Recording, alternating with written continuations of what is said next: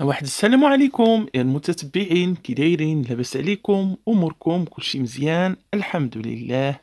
كتشوفوا معنا دنيا بوتازوط، الفنانة المحبوبة بطبيعة الحال، بخفة الدم ديالها والابتسامة اللي ما كتفارقهاش.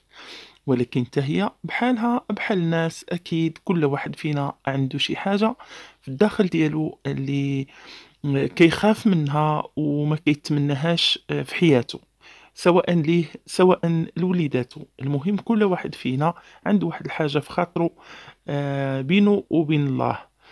الله يحفظ ويستر وينجينا وينجيكم من المرض ومن أي حاجة خايبة.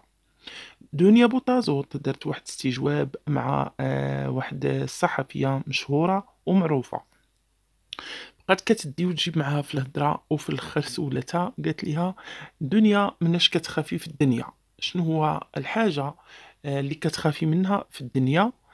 جاوبتها دنيا بوطازوط وهي كتبكي وكتنخسس، يعني بواحد طريقة في شكل كون شفتوا الفيديو كلكم غادي تبكيو معها وغادي تحسوا بها.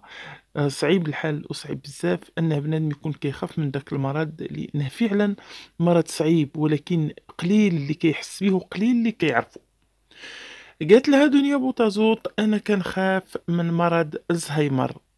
الزهايمر كتخاف منه دنيا بوطازوط لأنه الناس اللي مصابين بهذا المرض الله يشافيهم، كينساو أقرب الناس ليهم، كينساو الناس اللي كيبغيوهم، كينساو، يعني كتكون عندهم فقدان الذاكرة. كان هذا هو الجواب ديال دنيا بوطازوط على السؤال ديال مناش كتخافي في الدنيا. كتخاف من مرض الزهايمر، وقالتها وهي كتبكي: الله يستر، الله ينجينا وينجيها حتى هي. مرض صعيب وصعيب بزاف، والله يرزقكم الصحيحة وطول العمر إن شاء الله.